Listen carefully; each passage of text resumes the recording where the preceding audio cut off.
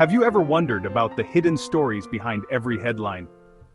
Hindi lahat ng sikreto na iwan sa nakaraan, lalo na kung tungkol sa magkakambal na may madilim na kasaysayan.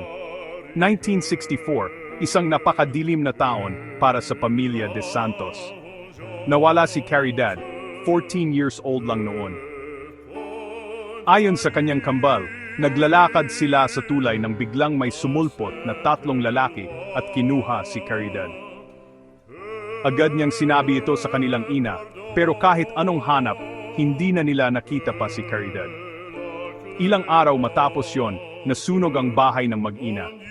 Hindi nakaligtas ang kanilang nanay, nasunog ng buhay.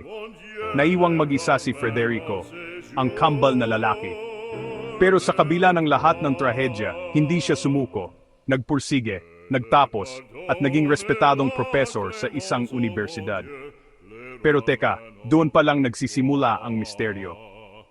1984, sunod-sunod na namatay ang mga kababaihan sa campus. Walang makapagsabi kung anong nangyayari o kung sino ang may gawa.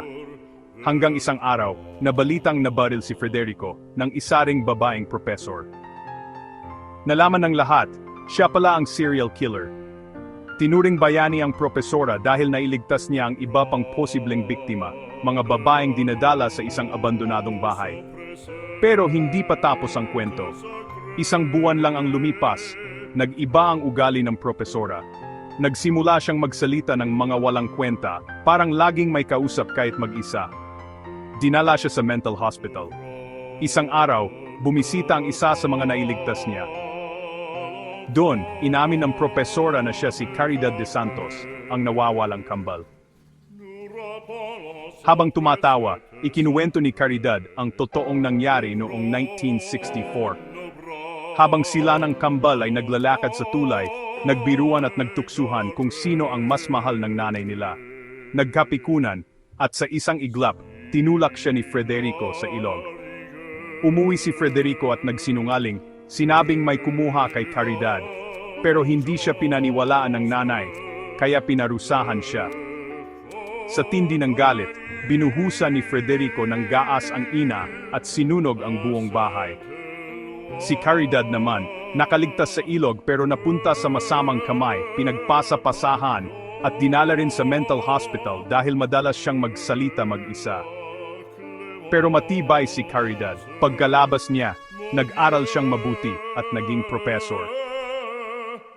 Parehong may pinagdadaanan sa pag-iisip ang magkapatid, minanapa raw ito sa kanilang ama.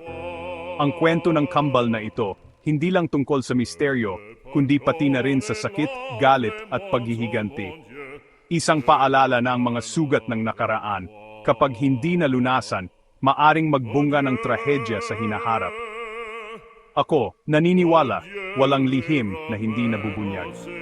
Buhay, napatunay ang kwento ni Caridad at Frederico. Hanggang sa susunod na misteryo, ito ang kwento ng kambal na nag-iwan ng marka sa ating kasaysayan.